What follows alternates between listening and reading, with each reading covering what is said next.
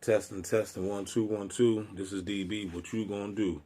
All you gotta do is sit back and listen if you want to learn something. I'm reading out of this book. I'm not gonna tell you what book it is, but it's a healing book for the body, for the anatomy. All right. Stocking your medicine. Stocking your medicine. This is chapter 3. Stocking your medicine cabinet, and it has a Bible verse in it, which I like because we can make it make sense. Matthew chapter 9, 10, verses 11. It says, while Jesus was having dinner at Matthew's house, many tax collectors and sinners came and ate with him and his disciples. When the Pharisees saw this, they asked his disciples, why does your teacher eat with tax collectors and sinners? On hearing this, Jesus said, it is not the healthy who need a doctor, but the sick. Okay, now I'm reading along. It says, this quote shows us that in its infancy, the medical profession was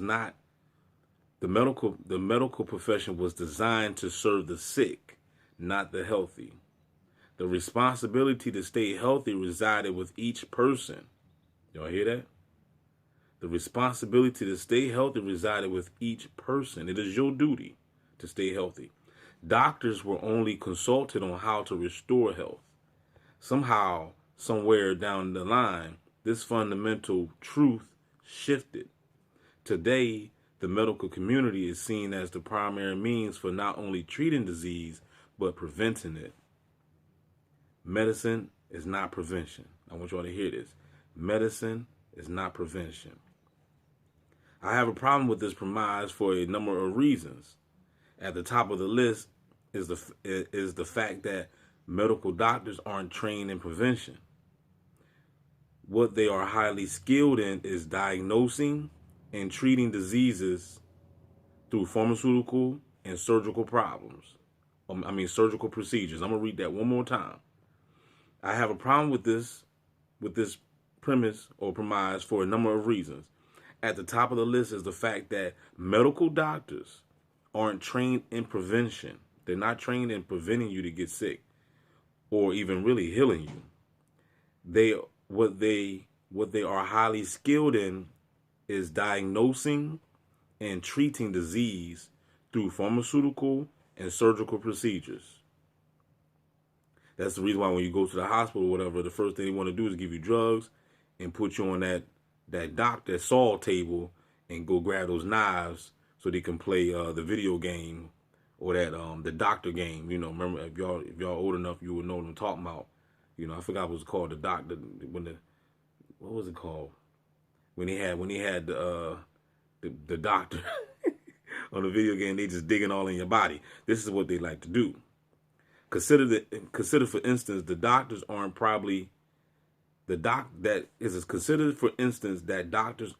properly educated in nutrition. Are you listening? I hope y'all listening. Consider for instance that doctors aren't properly educated in nutrition. They don't know nothing about herbs. They don't study in that. They study pharmaceutical drugs. That is their trade. That is their skill. That's why there's a difference between a witch doctor and a pharmaceutical doctor. Okay? The witch doctor is who you want to go see. But no, they brainwashed you. They got you scared. You don't want to go see the witch doctor. You're too scared. You think he's going to put witchcraft on you or she going to put witchcraft on you. But you don't understand the pharmaceutical doctor is the one that's putting witchcraft on you with the pharmaceutical drugs. The CVS and the Walgreens, all that 666 mark of the beast. Yeah.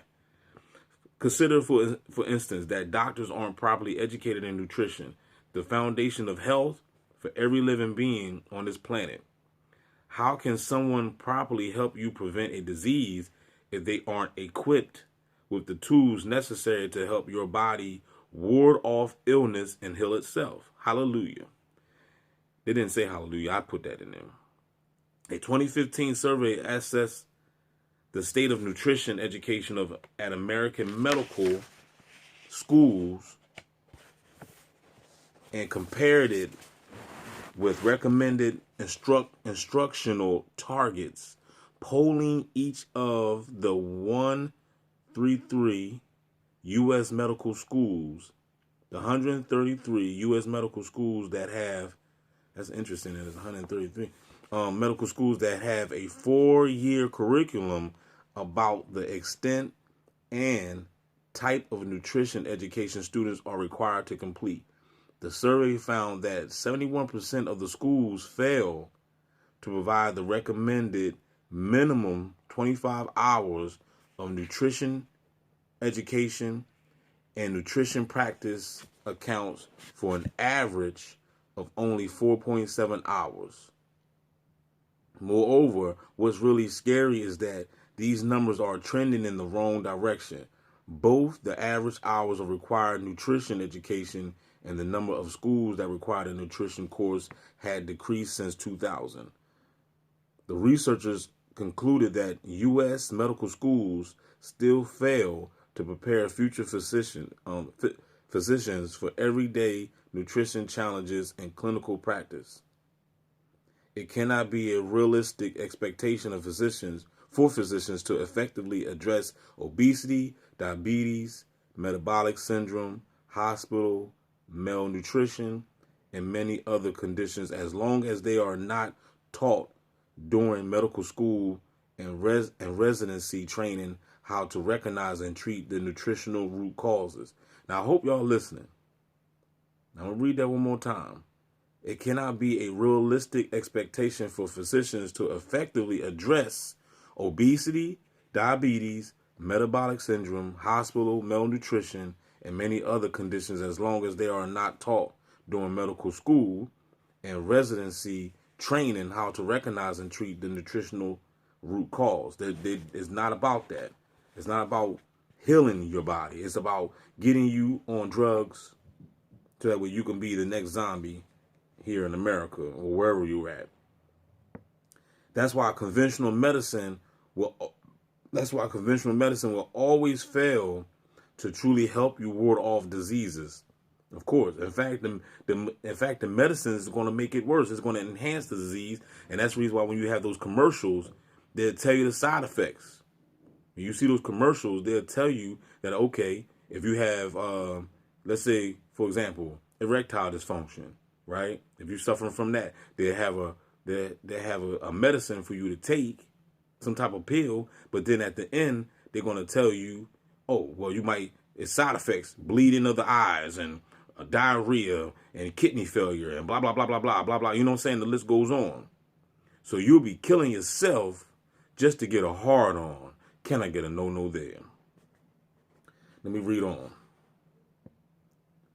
That's why conventional medicine will always fail to truly help you ward off disease, unless, of course, your healthcare provider has received advanced training in core concepts such as nutrition, exercise, and natural therapies like essential oils. And you know what? This is all fine. That's not what medical doctors are there for. They are there, thank God, to help us through emergency situations and those times when natural therapies and self-help are insufficient.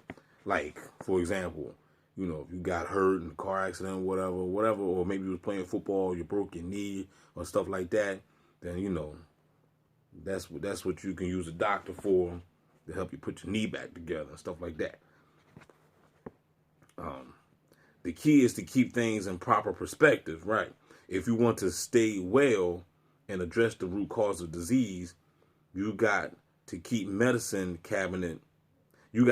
medicine cabinet stocked with natural solutions, because you're not likely to get much help from your medical provider on these two fronts. That is true. Here are the top essential oils to keep you in your medicine cabinet to help you stay healthy. Now, I'm going to stop right there because I don't want the video to be too long. You know what I'm saying? But right here, I just want to let y'all know that you got to understand or overstand that, these doctors, their whole duty is really not to make you well. Okay? It's not, they're not skilled in that field. They write prescriptions. to get you on Oxycontin and Percocets, you know. And see, you got to understand that it's called a drugstore, okay? It's not called a healing store. It's called a drugstore. You go to the drugstore. And people are really, really blind to this because you will condemn that man on the corner, calling him a drug dealer, and he need to get locked up and thrown away. But at the same time, it's all good for your doctor to prescribe you to some drugs, to go to the drugstore. And the drugstores is run by what? The beasts. These Jesuits. You see what I'm saying? That run this whole simulation. You know what I'm talking about? So you gotta be able to, you know, people be talking about the devil and all this stuff. Trust me, you don't even know who the devil or who the beast really is. You know what I'm saying? So you got to understand that, you know, it's witchcraft all around you. Okay? You're afraid of the witch with the broom. All she putting together is some herbs, some kitchen herbs.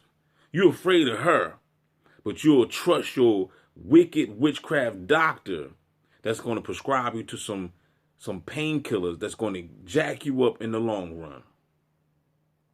So it's up to you to be able to study to show thyself approved and have an open mind so that way you will be able to see through the veil. If you don't be able to see this crap, you will fall victim to the beast's agenda. And with that being said, don't forget to like, share, subscribe. I'm putting this on 2 channels. It's going on Gang Stalking Simulation, and it's also going on my other channel. I'm not even going to tell y'all what that is. Holla Bizak.